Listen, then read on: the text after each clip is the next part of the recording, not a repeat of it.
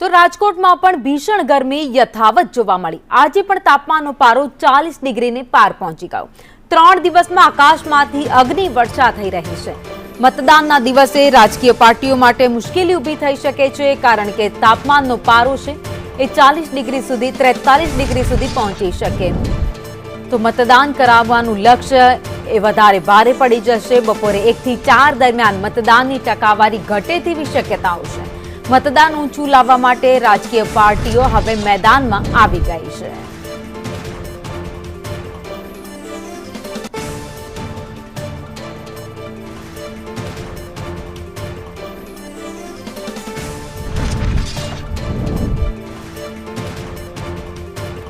રાજકોટથી સંવાદદાતા મયુર સોની અમારી સાથે લાઈવ જોડાઈ ગયા છે। મયુર, એક તરફ કાળઝાળ ગરમી પડી રહી છે, હવામાન વિભાગે આગાહી કરી છે કે તાપમાનનો પારો તો હજુ 43 ડિગ્રી થશે। એવામાં હવે 26 તારીખે મતદાન છે, એટલે કે રાજકીય પાર્ટીઓ માટે પણ આ મતદાન કરાવવું બપોરના સમય ભારે પડી જવાનું છે।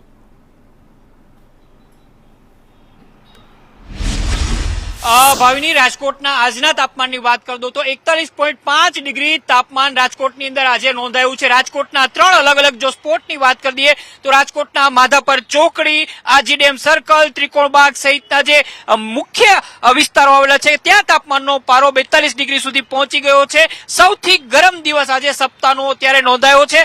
આગામી 3 દિવસ એટલે કે આજે, આવતીકાલે, શનિવારે અને રવિવારે જે 4 દિવસ છે એની અંદર તાપમાનનો પારો 42 થી 43 ડિગ્રી સુધી પહોંચી શકે છે। રવિવારે છે મતદાનનો દિવસ, રાજકોટ મહાપાલિકાની ચૂંટણી છે, સ્થાનિક સ્વરાજની ચૂંટણીની અંદર તાપમાનનો પારો છે એ 43 થી 44 ડિગ્રી સુધી પહોંચે તો નવાઈ પામવા જેવું નહીં રહે, કારણ કે હવામાન વિભાગે આગાહી કરી છે કે 26 તારીખે રવિવારે આકરામાં આકરો દિવસ થઈ શકે છે।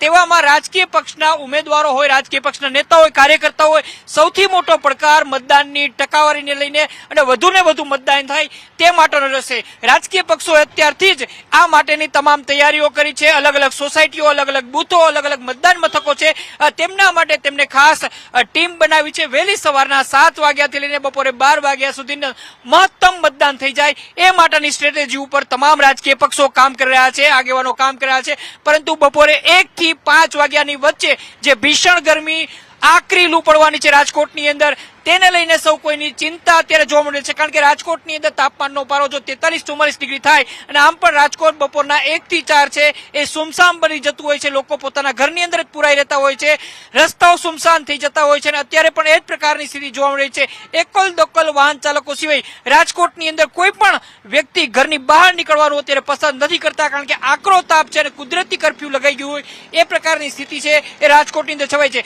26 તારીખ છે સૌથી મહત્વની છે અને 26 તારીખે રાજકોટ વાસીઓની સાથે સાથે રાજકીય પક્ષો છે, ઉમેદવારો છે, એમની પણ મોટી કસોટી થવાની છે મતદાનની ટકાવારીને લઈને, કારણ કે જ્યારે પણ ગરમીની અંદર રાજકોટની અંદર ચૂંટણી થઈ છે ત્યારે ટકાવારી 55 થી લઈને 60% સુધીનું મતદાન નોંધાતું હોય છે। આ વખતે 100% મતદાનનો જે ગોલ છે, સંદેશ ન્યૂઝ પણ જે પ્રકારે અપીલ કરી રહી છે, ઝુંબેશ ચલાવી રહ્યું છે કે દરેક વ્યક્તિ પોતાના મતાધિકારનો પ્રયોગ કરે, દરેક વ્યક્તિ માય ગુજરાત, માય વોટની અંદર પોતાનું યોગદાન આપે, 100% મતદાન કરે।